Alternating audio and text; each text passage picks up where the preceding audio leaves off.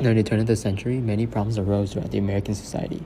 Living conditions became poor. Immigrants fled to the country, causing competition for basic needs, and many activist groups were formed. Since the population was becoming more diverse, the political views in big cities such as New York and San Francisco were practically sporadic.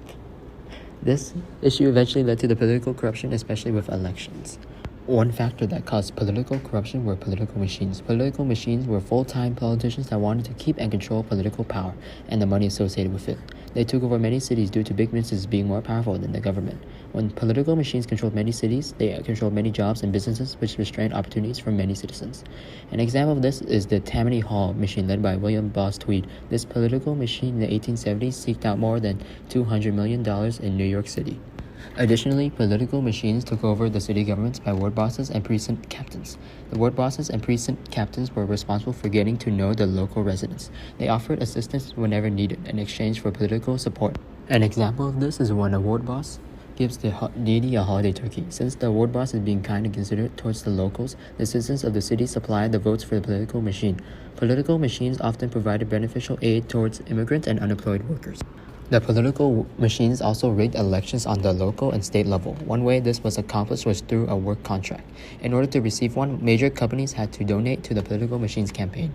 These companies also paid politicians to keep the government from interfering with business. This was known as bribery. Another way political machines rigged elections was by paying people to vote for them.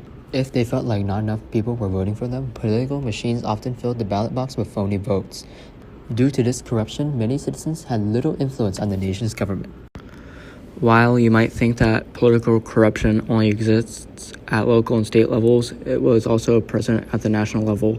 For instance, state legislators were bribed by large corporations so that the corporation's favored candidate was elected for the Senate. This led to the creation of the Millionaires Club, since the members of the Senate were rich men connected to major industries. Politicians who took a part of this received campaign contributions from these big businesses since they passed the corporation's favored legislation. These politicians, in other words, were rewarded a part of the company's stock. Politicians back then participated in patronage. Patronage is when a politician gives job opportunities in the national government to friends and supporters. This was considered okay until President James Garfield was assassinated in 1881 by an office seeker. In response to this, Congress passed the Pendleton Act of 1883.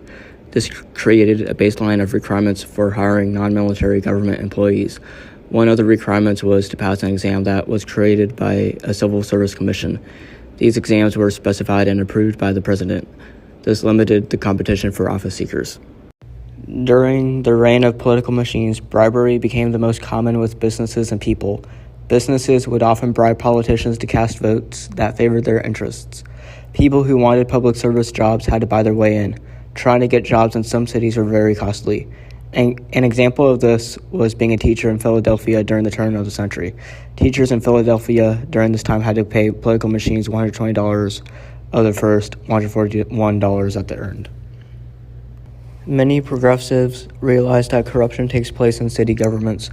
There were a few ways that progressives tried to overtake the local governments. One way was to compete against bribery in local governments by electing mayors who support the reforms. These reforms helped the local community. For an example, when the city of Toledo, Ohio elected Mayor Samuel M. Jones, Jones reformed the police department, set a minimum wage for city workers, and improved city services. Another type of control over the local government was a 5-person commission. The 5-person commission was created when a hurricane hit Galveston, Texas in 1900. The disaster caused many problems for reconstruction.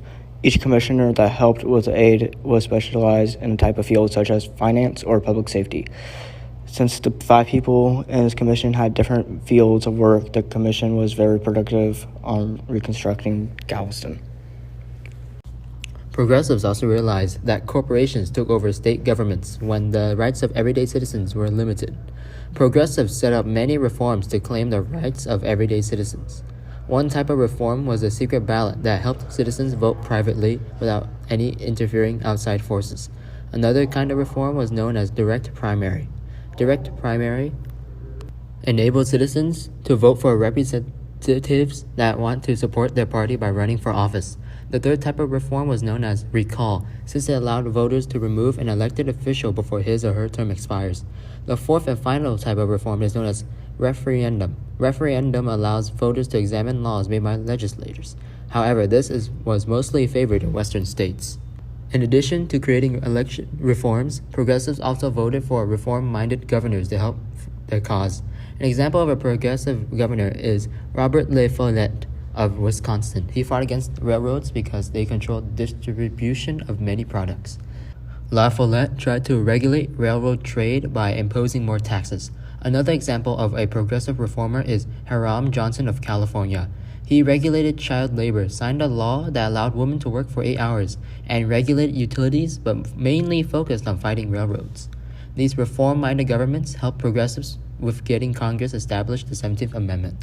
This amendment allowed the Senate to be chosen by popular vote instead of electoral vote. This was also known as the direct election of senators.